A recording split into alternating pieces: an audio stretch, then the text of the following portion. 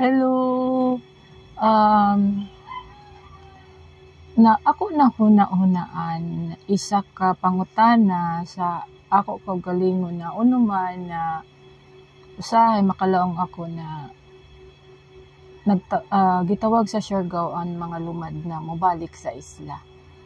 Isip anak sa Siargao, nagtuo ako na ang lugar adunay kusog og vibration nga musulti diretso sa ato subconscious.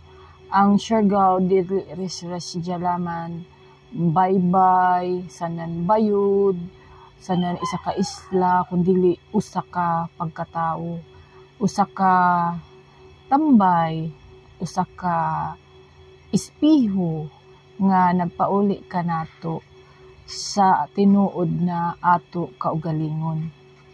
Daghan sa ato manggod mga lumad gajud sa Siargao na nanlarga sa Ladyo, nangadto sa lain-lain na lugar. Aro pareha sa ako sa una, nagkadiin-diin ra ka na mga lugar kay nanimpalad lagi ijawat na lamang makatrabaho. Amo diyan ko man para mangita ng trabaho o oportunidad. Pero ang kamatuoran ba diya gajud, ang Siargao mas labaw pa sa surfing ug turismo.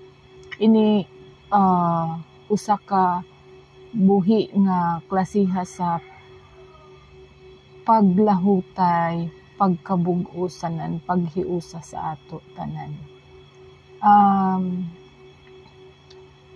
Ako as an NLP practitioner, nagtudlong ang palibot nga maka-impluwensya sa ato hunahuna, mindset sa ato mga sinultihan sa pamatasan.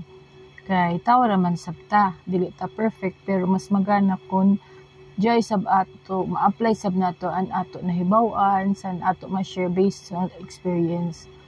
Ug sa dihang ang usa ka lumad mauli na sa Siargao, kalit lang ini mausab ang pagbati.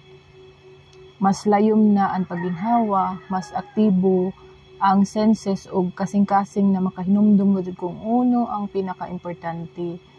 So ang amo ini an unconscious nga pagresponde sa ato natural gajud na mga anchor, like ato gajud comfort na mga huy-anan. So ang ato isla naghagas gajud siya na dinhi igo na, dinhi lig-on na sab an imo tambay, dinhi nakahimo na nan oportunidad nga dili gajud mawaya sa ato kaugalingon, like mga experiences. So tagtawag ang Siargao sa ija mga lumad gajud na mga Siargaonon, dili ra lamang mo uli kundili para magtinabagay dinhi sa Siargao, motindog kung uno gajud ang dapat na buhaton sanan ang para sa kaugmaon nan ato isla, dili lang magsalig sa mga turista. Kini jaon sa ato mga kamot, sa ato mga lumad na adunay gajud heritage na pagtan-aw.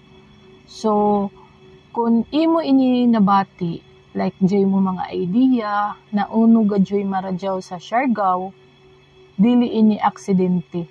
Kung willing nimo ma-share, mas magana. Kini mao ang imong subconscious nga nag-uyon sa tinuod na bayay sa imo kaugalingon. So amora adto, thank you so much.